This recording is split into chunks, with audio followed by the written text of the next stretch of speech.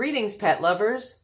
Bridget here with First Street Pets, and today we're going to talk about the top 5 things to do when your microchipped pet goes missing.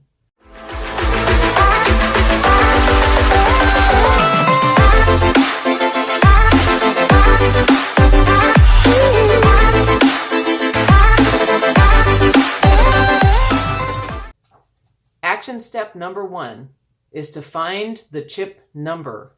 Now, this may seem obvious, but many people don't know what the chip number is. You can find this number by looking on any paperwork you may have if you adopted your pet from a shelter or a rescue or purchased them from a breeder. The microchip number should be on the paperwork. If you know where the chip was implanted, at a veterinary hospital or clinic or one of those traveling clinics, that number should be on your paperwork. If you're watching this video and you're not missing your pet, this is something you need to do today. Find out what that number is. If you can't find it on your paperwork, you can take your pet to the vet and they will go ahead and scan and write the number down for you. And I would suggest that you keep that in your records for future reference. It's also important to verify the chip number, which is why it's not a bad idea to have your pet scanned at the vet and physically write down the number and compare it to your paperwork. Because mistakes do happen, especially in large clinics where they're doing a lot of spays and neuters on the same day and implanting microchips. Mistakes do happen. Sometimes paperwork gets switched. I was involved in one case where 2 German Shepherds were spayed on the same day, and they ended up with each other's chip paperwork, 2 different owners. It just got crossed on that busy day. Other cases of kittens where they're neutering or spaying a whole litter of kittens, sometimes that paperwork can get swapped. All it takes is one typo when someone is entering the information into the computer and the number is not correct. So it's very important for you as the owner to verify that information, hopefully before your pet goes missing. Action step number 2, once you have located your pet's microchip number, is to check and see if it is registered. Now, it's very frustrating whenever I talk to people who are missing a microchipped pet and I ask them if it is registered, the answer is, as often as not, is I don't know, or I think the vet did it. So most people are not aware if their microchip is actually registered. So here's how you can check. Fortunately, there are national databases in a number of countries at this point where you can type in that chip number and see if it is registered. In the US, it's Pet Microchip Lookup. In Australia, it's called Pet Address. And in the UK, it's called Check a Chip. So I imagine there are quite a few other of these in your country. When you go on these websites, you're going to type in the chip number and run a search. The website will tell you if the chip is registered, the date that it was registered, and with which registry. As of the time of making this video, there are over 21 registries in the United States, and who knows how many in other countries. So with all those registries, it's very important to determine with which one your pet is actually registered. Now, in the shelters, shelter folks will see that as many as half of microchipped pets are not registered. Either they're not registered at all, they are registered to the current owner but with an old disconnected phone number or an address that's no good, or they are registered to a previous owner who owned the pet 5 years ago and doesn't necessarily remember who they gave it to.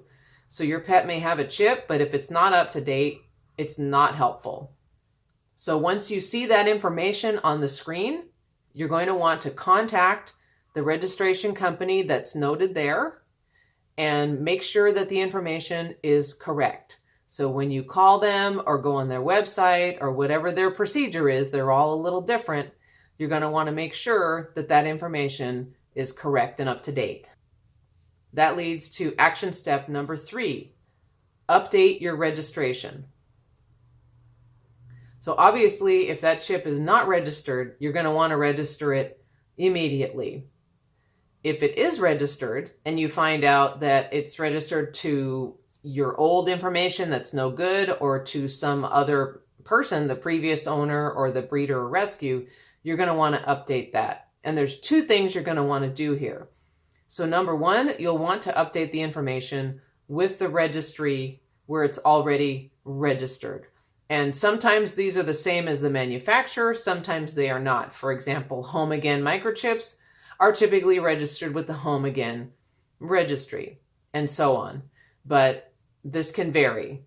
So let's say the chip is registered with Home Again, you're going to want to contact Home Again and go through their process to update the information.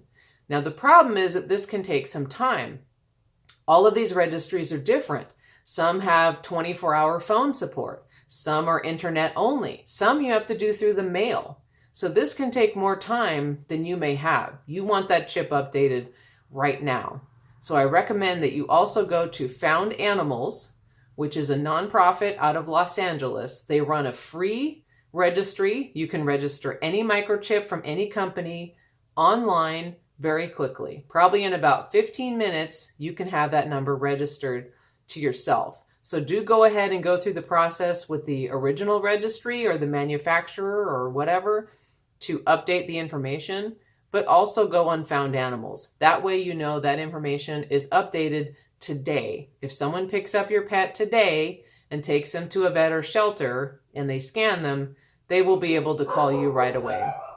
When you register your microchip, make sure to add a secondary contact. So this is a trusted person, a friend, a relative. It doesn't even necessarily need to be someone who lives nearby, but someone you trust who will pick up the phone, who will be able to contact you or help pick up the pet if you are unable to be reached.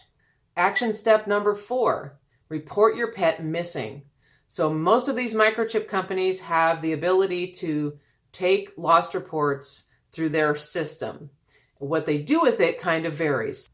So some registries will have a database where they send out an alert to people in your area. For example, Home Again has a system where they send out an e-blast to anyone who's on their list in that zip code or general area, to the veterinarians and shelters of your area. So there's a notification that goes out to let all these folks know that this pet is missing and you should be on the lookout. Also, they can connect people over the phone or internet. For example, if you report your pet missing and some other person finds the pet and calls, they will know that you've already reported your pet missing. So rather than just giving them the information, many of them will get you on the phone right then on a conference call and connect the two of you together. In the example of this dog, Nola, a friend of mine found her running around in her area, running around near her home, and she had never seen the dog before. She took the dog, walked around, looked for owners, didn't find anyone. There was no tag. So she called me because she knows that I have a chip scanner, brought the dog over. We scanned the dog. There was a chip. We called the chip registry.